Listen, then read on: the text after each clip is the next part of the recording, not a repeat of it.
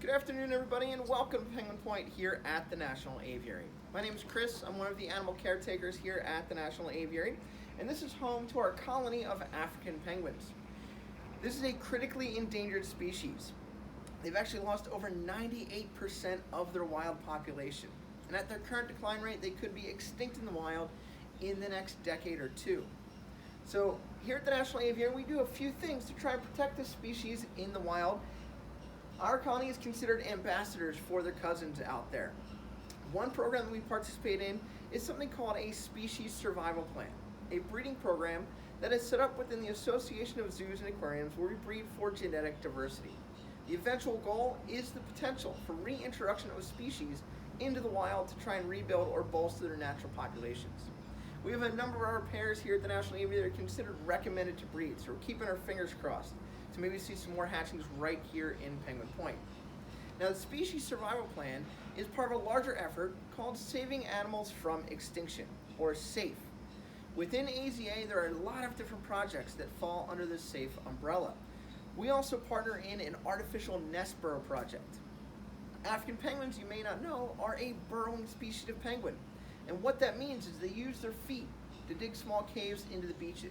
Those caves provide protection from predators as well as the hot South African sun for both the adult penguins as well as their eggs and chicks. Now, human encroachment, which is one of the reasons for the species to be critically endangered, people are building more into the areas that African penguins call home, making it difficult for them to dig their burrows. So we partner in an artificial nest burrow project, where through different scientific studies, AZA has identified new styles and materials to build artificial burrows that can be placed onto beaches and islands that African penguins call home. A few other reasons that penguins in the wild are critically endangered is pollution, but more importantly, one of the biggest impacts, dwindling food supplies. The oceans are becoming overfished, taking away their natural food source. So another program we support is something called Seafood Watch.